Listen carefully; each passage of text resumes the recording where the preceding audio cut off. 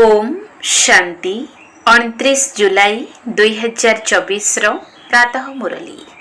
बाबा कहते मीठे बच्चे, बाबा तुमको ज्ञान रत्नर दान करने आसिछंती, मुरली सुनाइबा पई आसिछंती। सेथिपाई तुमको केबे हेले मुरली सुनिबा बंद करिबा उचित नुहे। जदि मुरली सहित स्नेह नाही तेबे बाबांक सहित मध्य स्नेह नाही। बाबा तुमको ज्ञान रत्नर दान करिबा पई आसिछंती, मुरली सुनाइबा पई आसिछंती। सेथिपाई तुमको केबे हेले मुरली सुनिबा बंद करिबा उचित नुहे। जदि मुरली सहित स्नेह नाही तेबे बाबांक सहित मध्य स्नेह नाही। प्रश्न, सबुठारु उत्तम चरित्र कौन जहाको तुमे माने एही ज्ञान द्वारा धारण करुछ?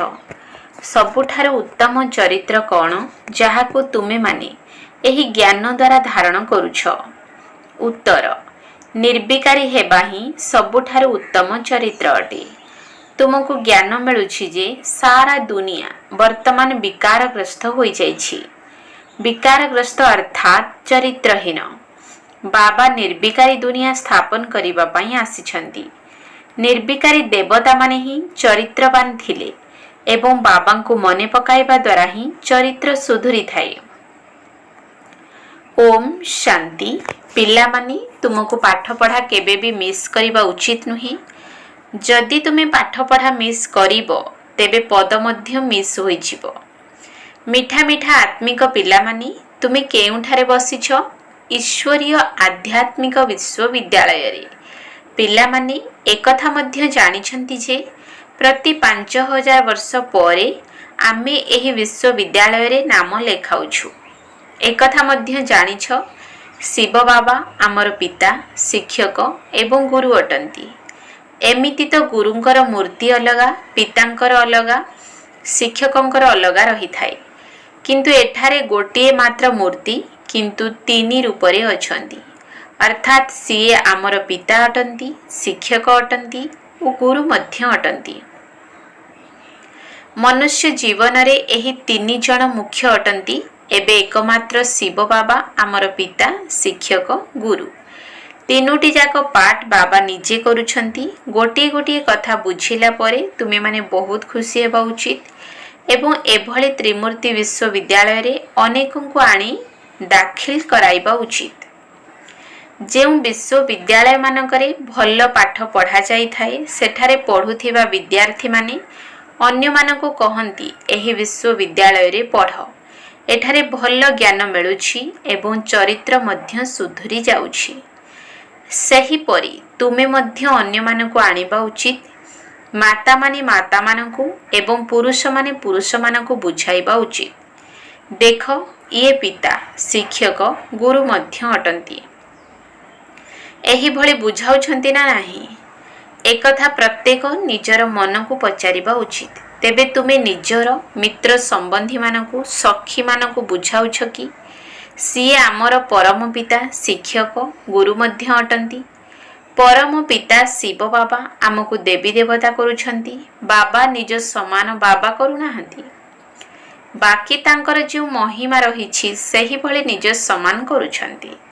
बाबांकर काम हेला पालना करिबा, स्नेह करिबा। तेनु एभली बाबांकु निश्चित भावरे मने पकाइबा उचित। तांकर तुलना आउ काहा सहित करा जाई परिबो नाही।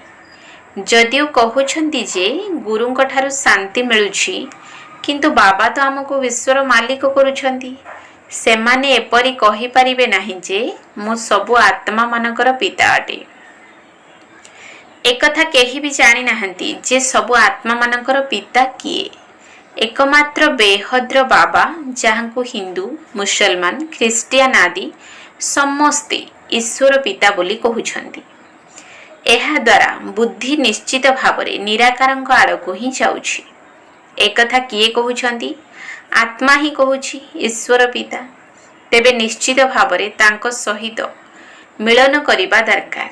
केवल पिता बोली कहूछ किंतु तांको सहित केबे भी मिलन करुना। तेबे सीए तुमर पिता किपरि हेले? सारा दुनियार संतान मानकर जे आशा रहिछि बाबा ताहा पूर्ण करुछंती। ସମସ୍ତଙ୍କର କାମନା ରହିଛି ଯେ ଆମେ ଶାନ୍ତି ଧାମକୁ ଯିବୁ। ଆତ୍ମାର ନିଜ ଘର କଥା ମନେ ପଡୁଛି। ଆତ୍ମା ରାବଣ ରାଜ୍ୟରେ ରହି ରହି ଥକିଗଲାଣି। ଇଂରାଜୀରେ ମଧ୍ୟ କହିଥାନ୍ତି ଓ ଗଡ୍ ଫାଦର ଲିବରେଟର, ଅର୍ଥାତ୍ ହେ ଈଶ୍ୱର ପିତା ଉଦ୍ଧାର କର। ତମ ପ୍ରଧାନ ହୋଇ ହୋଇ ଅଭିନୟ କରି କରି ଶାନ୍ତି ଧାମକୁ ଚାଲିଯିବୁ। ପୁଣି ପ୍ରଥମେ ସୁଖ ଧାମକୁ ଆସିବୁ। ଏପରି ନୁହେଁ ଯେ ଏଠାକୁ ଆସି ପ୍ରଥମରୁ ହିଁ ପତିତ ହେଉଛ। ବାବା ବୁଝାଉଛନ୍ତି ଏହା ହେଉଛି ବେଶ୍ୟାଳୟ, ରାବଣ ରାଜ୍ୟ। ଏହାକୁ ଘୋର ନର୍କ ବୋଲି ମଧ୍ୟ କୁହାଯାଉଛି। ଭାରତରେ ବା ଏହି ଦୁନିଆରେ କେତେ ଶାସ୍ତ୍ର, କେତେ ପାଠ୍ୟ ପୁସ୍ତକ ରହିଛି, ଏସବୁ ସମାପ୍ତ ହୋଇଯିବ। ବାବା ତୁମକୁ ଯେଉଁ ଉପହାର ଦେଉଛନ୍ତି ଏହା କେବେ ନଷ୍ଟ ହେବ ନାହିଁ। ଏହା ହେଲା ଧାରଣା କରିବାର କଥା। ଯାହା କାମର ଜିନିଷ ନୁହେଁ ତାକୁ ଜଳାଇ ଦିଆଯାଏ, କିନ୍ତୁ ଜ୍ଞାନ କୌଣସି ଶାସ୍ତ୍ରର ଜିନିଷ ନୁହେଁ ଯାହାକି ଜଳାଯିବ। ତୁମକୁ ବର୍ତ୍ତମାନ ଜ୍ଞାନ ମିଳୁଛି, ଯାହାଦ୍ୱାରା ତୁମେ 21 ଜନ୍ମ ପାଇଁ ଉଚ୍ଚ ପଦ ପାଉଛ। ଏପରି ନୁହେଁ ଯେ ଏସବୁ ଶାସ୍ତ୍ରର କଥା ଯାହାକୁ ଜଳାଇ ଦେବା। ନା, ଏହି ଜ୍ଞାନ ସ୍ୱତଃ ଲୋପ ହୋଇଯାଉଛି। ଏଠାରେ କୌଣସି ପାଠ୍ୟ ପୁସ୍ତକ ଆଦି ନାହିଁ। ଜ୍ଞାନ ବିଜ୍ଞାନ ଭବନ ନାମ ମଧ୍ୟ ରହିଛି, କିନ୍ତୁ ସେମାନଙ୍କୁ ଜଣା ନାହିଁ ଯେ ଏହି ନାମ କାହିଁକି ରଖାଯାଇଛି, ଏହାର ଅର୍ଥ କ'ଣ। ଜ୍ଞାନ ବିଜ୍ଞାନର ମହିମା କେତେ ଉଚ୍ଚ। ଜ୍ଞାନ ଅର୍ଥାତ୍ ସୃଷ୍ଟି ଚକ୍ରର ଜ୍ଞାନ, ଯାହା ତୁମେ ଏବେ ଧାରଣ କରୁଛ। ବିଜ୍ଞାନ ଅର୍ଥାତ୍ ଶାନ୍ତି ଧାମ। ଜ୍ଞାନ ଠାରୁ ମଧ୍ୟ ତୁମେ ଊର୍ଦ୍ଧ୍ୱକୁ ଯାଉଛ। ଏହି ଜ୍ଞାନରେ ପାଠ ପଢ଼ାର ଆଧାରରେ ତୁମେ ସେଠାରେ ରାଜତ୍ୱ କରୁଛ। ତୁମେ ଜାଣିଛ ଯେ ଆମ ଆତ୍ମାମାନଙ୍କର ପିତା ଆସି ପାଠ ପଢ଼ାଉଛନ୍ତି, ନଚେତ୍ ଭଗବାନ ବାଚ ଗୁପ୍ତ ହୋଇଯିବ। ଭଗବାନ କ'ଣ କୌଣସି ଶାସ୍ତ୍ର ଆଦି ପଢ଼ି ଆସୁଛନ୍ତି? ଭଗବାନଙ୍କ ଠାରେ ତ ଜ୍ଞାନ ବିଜ୍ଞାନ ଉଭୟ ରହିଛି। ତେଣୁ ଯିଏ ଯେପରି ହୋଇଥାନ୍ତି ସେହିପରି କରିଥାନ୍ତି। ଏହା ହେଲା ବହୁତ ସୂକ୍ଷ୍ମ କଥା। ଜ୍ଞାନ ଠାରୁ ବିଜ୍ଞାନ ବହୁତ ସୂକ୍ଷ୍ମ। ତୁମକୁ ଜ୍ଞାନ ଠାରୁ ମଧ୍ୟ ଊର୍ଦ୍ଧ୍ୱକୁ ଯିବାକୁ ହେବ। ଜ୍ଞାନ ତ ସ୍ଥୂଳ ଜିନିଷ। ଆମେ ପାଠ ପଢ଼ାଉଛୁ, ତେବେ ଶବ୍ଦ ହୋଇନଥାଏ। ଜ୍ଞାନ ହେଲା ସୂକ୍ଷ୍ମ। ଏଥିରେ ଶବ୍ଦରୁ ଊର୍ଦ୍ଧ୍ୱରେ ଶାନ୍ତିରେ ରହିବାକୁ ହୋଇଥାଏ। ଯେଉଁ ଶାନ୍ତିକୁ ପ୍ରାପ୍ତ କରିବା ପାଇଁ ହିଁ ଚାରିଆଡ଼େ ଘୁରି ବୁଲୁଛନ୍ତି, ସନ୍ନ୍ୟାସୀମାନଙ୍କ ପାଖକୁ ଯାଉଛନ୍ତି। କିନ୍ତୁ ଯାହା ବାବାଙ୍କ ପାଖରେ ଅଛି ତାହା ଅନ୍ୟ କାହାଠାରୁ ମିଳିପାରିବ ନାହିଁ। ହଟ୍ ଯୋଗ କରୁଛନ୍ତି, ଗୁମ୍ଫାରେ ବସି ଧ୍ୟାନ କରୁଛନ୍ତି, କିନ୍ତୁ ଏହା ଦ୍ୱାରା କୌଣସି ଶାନ୍ତି ମିଳିପାରିବ ନାହିଁ। ଏଠାରେ ତ ଅସୁବିଧାର କୌଣସି କଥା ନାହିଁ। ଏହି ପାଠପଢ଼ା ମଧ୍ୟ ବହୁତ ସହଜ। 7 ଦିନର କୋର୍ସ କରାଯାଇଥାଏ। 7 ଦିନର କୋର୍ସ କରି କେଉଁଆଡ଼େ ବି ବାହାରକୁ ଚାଲି ଯାଇପାରିବ। ଏପରି ଆଉ କୌଣସି ଲୌକିକ କଲେଜରେ କରିପାରିବ ନାହିଁ। ତୁମ ପାଇଁ ଏହି 7 ଦିନର ପାଠ୍ୟକ୍ରମ ହିଁ ରହିଛି। ସବୁକିଛି ବୁଝାଯାଉଛି, କିନ୍ତୁ 7 ଦିନ କେହି ଦେଇପାରିବେ ନାହିଁ। ବୁଦ୍ଧି ଯୋଗ କୁଆଡ଼େ ନା କୁଆଡ଼େ ଚାଲି ଯାଇଥାଏ। ତୁମେ ତ ଭଟିରେ ରହି କାହାର ଚେହେରା ମଧ୍ୟ ଦେଖୁନଥିଲ, କାହା ସହିତ କଥାବାର୍ତ୍ତା ମଧ୍ୟ ହେଉନଥିଲ, ବାହାରକୁ ମଧ୍ୟ ବାହାରୁ ନଥିଲ। ତପସ୍ୟା କରିବା ପାଇଁ ସାଗର କୂଳରେ ଯାଇ ବସି ଯୋଗ କରୁଥିଲ। ସେହି ସମୟରେ ତୁମେ ଏହି ଚକ୍ରକୁ ବୁଝିନଥିଲ, ଏହି ପାଠପଢ଼ାକୁ କିଛି ବି ବୁଝିନଥିଲ। ତେଣୁ ପ୍ରଥମେ ବାବାଙ୍କ ସହିତ ଯୋଗ ଦରକାର। ବାବାଙ୍କର ପରିଚୟ ଆବଶ୍ୟକ। ପୁଣି ପଛରେ ଶିକ୍ଷକ ଦରକାର। ପ୍ରଥମେ ତ ବାବାଙ୍କ ସାଥିରେ ଯୋଗ କିପରି ଲଗାଇବ ଏକଥା ମଧ୍ୟ ଶିଖାଇବାକୁ ପଡ଼ିବ। କାହିଁକି ନା ଏହି ବାବା ଅଶରୀରୀ ଅଟନ୍ତି। ଅନ୍ୟମାନେ ତ କେହି ମାନୁନାହାନ୍ତି। କହୁଛନ୍ତି ଈଶ୍ୱର ପିତା ସର୍ବତ୍ର ବିଦ୍ୟମାନ। ବାସ୍, ସର୍ବବ୍ୟାପୀର ଜ୍ଞାନ ହିଁ ଚାଲି ଆସୁଛି। ଏବେ ତୁମ ବୁଦ୍ଧିରେ ସେ କଥା ନାହିଁ। ତୁମେମାନେ ତ ବିଦ୍ୟାର୍ଥୀ ଅଟ। ବାବା କହୁଛନ୍ତି ନିଜର ଧନ୍ଦା ଆଦି ମଧ୍ୟ କର, କିନ୍ତୁ କ୍ଲାସ୍ ନିଶ୍ଚିତ ଭାବରେ କର। ଭଲେ ଗୃହସ୍ଥ ବ୍ୟବହାରରେ ରୁହ। ଯଦି କେହି କହୁଛନ୍ତି ସ୍କୁଲକୁ ଯିବାର ନାହିଁ, ତେବେ ପୁଣି ବାବା ବି କ'ଣ କରିପାରିବେ? ଆରେ ଭଗବାନ ପାଠ ପଢ଼ାଉଛନ୍ତି ତୁମକୁ ଭଗବାନ ଭଗବତୀ କରାଇବା ପାଇଁ। ଭଗବାନ ବାଚ ମୁଁ ତୁମମାନଙ୍କୁ ରାଜାମାନଙ୍କର ରାଜା କରୁଛି। ତେବେ କ'ଣ ତୁମେ ଭଗବାନଙ୍କ ଠାରୁ ରାଜଯୋଗ ଶିଖିବ ନାହିଁ? ଏପରି କିଏ ରହିପାରିବ? ସେଥିପାଇଁ ହିଁ ତୁମେ ପଳାଇ ଆସୁଛ, ବିଷୟ ବିକାରରୁ ରକ୍ଷା ପାଇବା ପାଇଁ ପଳାଇ ଆସିଲ। ତୁମେ ଆସି ଭଟିରେ ରହିଲ, ଯେଉଁମାନଙ୍କୁ କେହି ଦେଖିପାରିଲେ ନାହିଁ କି ମିଶି ପାରିଲେ ନାହିଁ। ତୁମେମାନେ କାହାକୁ ମଧ୍ୟ ଦେଖୁନଥିଲ, ପୁଣି କାହା ସହିତ ମନ ଲଗାଇବ? ପିଲାମାନଙ୍କର ନିଶ୍ଚୟ ମଧ୍ୟ ହେଉଛି ଯେ ଭଗବାନ ପାଠ ପଢ଼ାଉଛନ୍ତି, ତଥାପି ବି ବାହାନା କରୁଛନ୍ତି, ଦେହ ଖରାପ ଅଛି, ଏହି କାମ ଅଛି। ବାବା ତ ବହୁତ ସମୟ ଦେଇପାରିବେ, ଅର୍ଥାତ୍ ପିଲାମାନଙ୍କ ସହିତ ଅଲଗା ଅଲଗା ସମୟରେ ସାକ୍ଷାତ କରିପାରିବେ। ଆଜିକାଲି ସ୍କୁଲରେ ମଧ୍ୟ ସିଫ୍ଟ ଅନୁସାରେ ଅର୍ଥାତ୍ ଅଲଗା ଅଲଗା ଭାବେ ପାଠ ପଢ଼ାଉଛନ୍ତି। ଏଠାରେ ତ କୌଣସି ଅଧିକ ପାଠ ପଢ଼ା ନାହିଁ, କେବଳ ଅଲଫ ଏବଂ ବେକୁ ବୁଝିବା ପାଇଁ ଭଲ ବୁଦ୍ଧି ଥିବା ଦରକାର। ଅଲଫ ଏବଂ ବେକୁ ମନେ ପକାଅ ଏବଂ ସମସ୍ତଙ୍କୁ ଏହି କଥା କୁହ। ତ୍ରିମୂର୍ତ୍ତିର ଚିତ୍ର ତ ବହୁତ ତିଆରି କରୁଛନ୍ତି, କିନ୍ତୁ ଉପରେ ଶିବ ବାବାଙ୍କୁ ଦେଖାଉନାହାନ୍ତି। ସେମାନେ କ'ଣ ଜାଣିଛନ୍ତି ଯେ ଗୀତାର ଭଗବାନ ଶିବ, ଯାହାଙ୍କ ଠାରୁ ଏହି ଜ୍ଞାନ ନେଇ ବିଷ୍ଣୁ ହୋଇଛନ୍ତି? ଏହା ରାଜଯୋଗ ନା? ବର୍ତ୍ତମାନ ଏହା ବହୁତ ଜନ୍ମର ଅନ୍ତିମ ଜନ୍ମ। କେତେ ସହଜ ଭାବରେ ବୁଝାଯାଉଛି। ପୁସ୍ତକ ଆଦି ତ କିଛି ବି ହାତରେ ନାହିଁ, କେବଳ ଗୋଟିଏ ବ୍ୟାଚ୍ ରହିବା ଦରକାର। ସେଥିରେ ମଧ୍ୟ ତ୍ରିମୂର୍ତ୍ତିର ଚିତ୍ର ଥିବା ଉଚିତ, ଯାହା ଉପରେ ବୁଝାଇବାକୁ ହେବ ଯେ ବାବା କିପରି ବ୍ରହ୍ମାଙ୍କ ଦ୍ୱାରା ପାଠ ପଢ଼ାଇ ବିଷ୍ଣୁଙ୍କ ସମାନ କରୁଛନ୍ତି। ଅନେକ ଭାବୁଛନ୍ତି ଆମେ ରାଧାଙ୍କ ଭଳି ହେବୁ। କଳସ ତ ମାତାମାନଙ୍କୁ ମିଳୁଛି, ଅର୍ଥାତ୍ ରାଧାଙ୍କର ବହୁତ ଜନ୍ମର ଅନ୍ତିମ ଜନ୍ମରେ ତାଙ୍କୁ କଳସ ମିଳୁଛି। ଏହି ରହସ୍ୟକୁ ମଧ୍ୟ ବାବା ହିଁ ବୁଝାଇ ପାରିବେ। କୌଣସି ମନୁଷ୍ୟ ଏକଥା ଜାଣିନାହାନ୍ତି। ତୁମ ପାଖକୁ ସେଣ୍ଟରକୁ କେତେ ଜଣ ଆସୁଛନ୍ତି? କେହି ତ ଦିନେ ଆସିଲେ ପୁଣି 4 ଦିନ ଆସନ୍ତି ନାହିଁ। ତେବେ ପଚାରିବା ଦରକାର, ଏତେ ଦିନ ତୁମେ କ'ଣ କରୁଥିଲ? ବାବାଙ୍କୁ ମନେ ପକାଉଥିଲ? ସ୍ୱଦର୍ଶନ ଚକ୍ର ଘୁରାଉଥିଲ?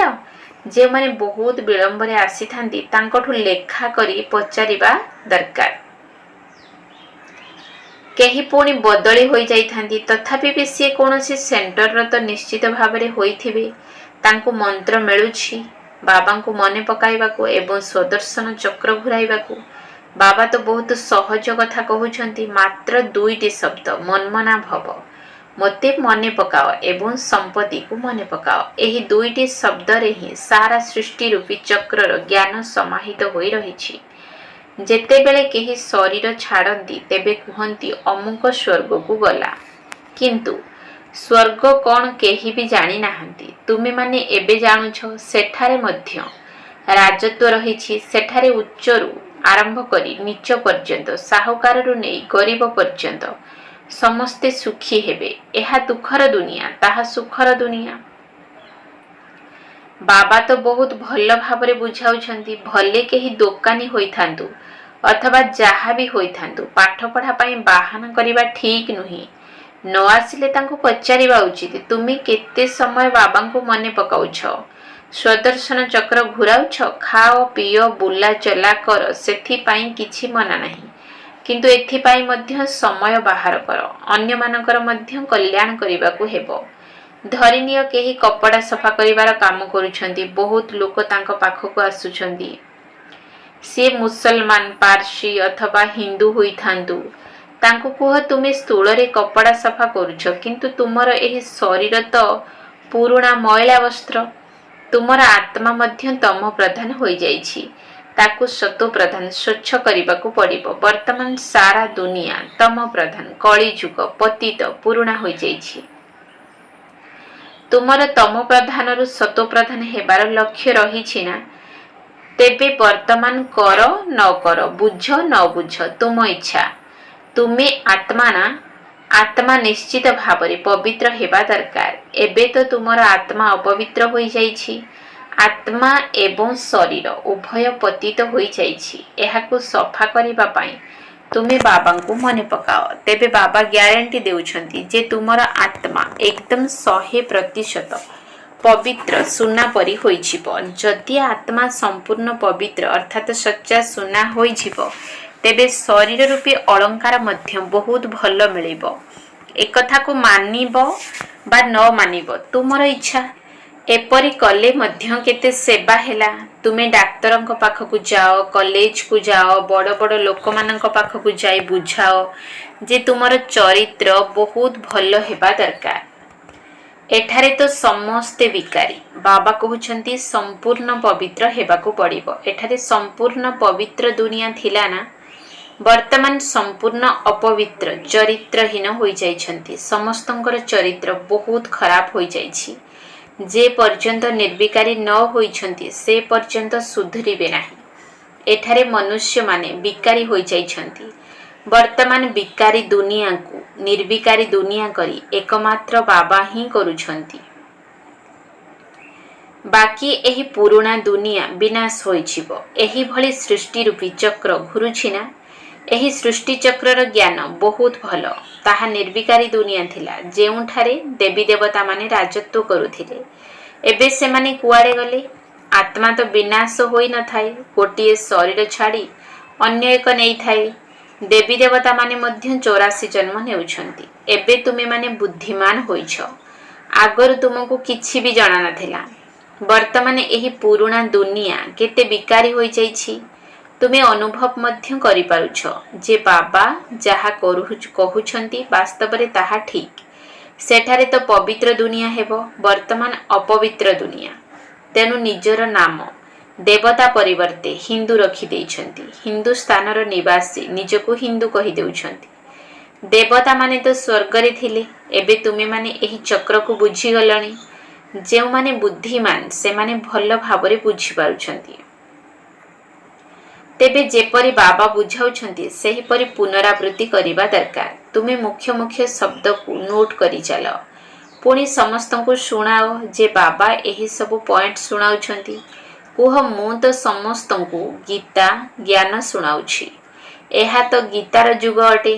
4टी जुग रहिछि एकथा समस्ते जानिछंती। वर्तमान एहा संगम जुग। एही संगम जुग विषय रे केही जानि नाहंती। तुमे माने जानिछ एहा पुरुषोत्तम संगम जुग।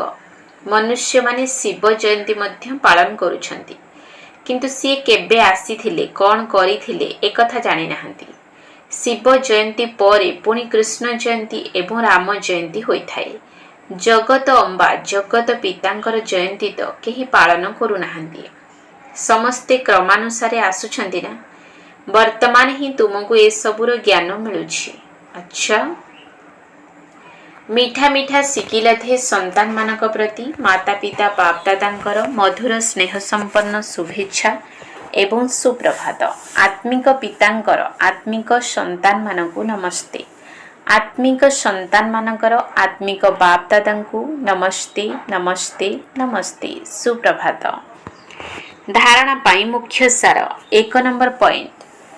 आमर पिता परम पिता परम शिक्षक एवं परम सद्गुरु अटंती। एही कथा समस्तंकु सुनाइबाकु हेबो। परमात्मा एवं तांकर संपत्ति विषय रे समस्तंकु पढ़ाइबाकु हेबो। आमर पिता परम शिक्षक एवं परम सद्गुरु अटंती। एही कथा समस्तंकु सुनाइबाकु हेबो। परमात्मा एवं तांकर संपत्ति विषय रे समस्तंकु पढ़ाइबाकु हेबो। 2 नंबर पॉइंट। ज्ञान अर्थात सृष्टि चक्रर ज्ञान को धारण करी स्वदर्शन चक्रधारी हेबाकु पड़िबो एवं विज्ञान अर्थात एही शब्दमय संसार ठारू ऊर्ध्वरे शांति अवस्था को जीवाकु हेबो। 7 दिनर मूल पाठ को बुझी सारिबा परे जेउठी रहिले मध्य पाठ पढ़ा पढ़िबाकु हेबो। ज्ञान अर्थात सृष्टि चक्रर ज्ञान को धारण करी स्वदर्शन चक्रधारी हेबाकु पड़िबो एवं विज्ञान अर्थात एही शब्दमय संसार ठारू ऊर्ध्वरे शांति अवस्था को जीवाकु हेबो। 7 दिनर मूल पाठ को बुझी सारिबा परे जेउठी रहिले मध्य पाठ पढ़ा पढ़िबाकु हेबो। वरदान। सेवारे मान शान प्राप्त करिबार कंचा फल को त्याग करी सर्वदा प्रसन्नचित रहुथिबा अभिमान मुक्त भव। सेवारे मान शान प्राप्त करिबार कंचा फल को त्याग करी सर्वदा प्रसन्नचित रहुथिबा अभिमान मुक्त भव। ରାଜକୀୟ ରୂପରେ ଇଚ୍ଛାର ସ୍ୱରୂପ ହେଲା ନାମ ମାନ ଏବଂ ସାନ। ଯେଉଁମାନେ ନାମ ବିଖ୍ୟାତ କରିବା ପାଇଁ ସେବା କରନ୍ତି ସେମାନଙ୍କର ନାମ ଅଳ୍ପ କାଳ ପାଇଁ ବିଖ୍ୟାତ ହୋଇଯାଏ, କିନ୍ତୁ ଉଚ୍ଚ ପଦ ପ୍ରାପ୍ତ କରିବାରେ ତାଙ୍କର ନାମ ପଛରେ ରହିଯାଏ, କାହିଁକି ନା ସେମାନେ କଞ୍ଚା ଫଳ ଖାଇଦେଲେ। କେହି କେହି ଭାବନ୍ତି ଯେ ସେବାର ଫଳାଫଳ ରୂପରେ ମୋତେ ସମ୍ମାନ ମିଳିବା ଉଚିତ, କିନ୍ତୁ ଏହା ସମ୍ମାନ ନୁହେଁ, ଅଭିମାନ ଅଟେ। ଯେଉଁଠାରେ ଅଭିମାନ ଅଛି ସେଠାରେ ପ୍ରସନ୍ନତା ରହିପାରିବ ନାହିଁ।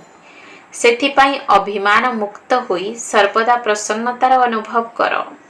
ସ୍ଲୋଗାନ: ଯଦି ପରମାତ୍ମ ସ୍ନେହର ସୁଖଦାୟୀ ଝୁଲଣାରେ ଝୁଲୁଥିବ ତେବେ ଦୁଃଖର ଢେଉ ଆସିପାରିବ ନାହିଁ। ଯଦି ପରମାତ୍ମ ସ୍ନେହର ସୁଖଦାୟୀ ଝୁଲଣାରେ ଝୁଲୁଥିବ ତେବେ ଦୁଃଖର ଢେଉ ଆସିପାରିବ ନାହିଁ। ଓମ୍ ଶାନ୍ତି।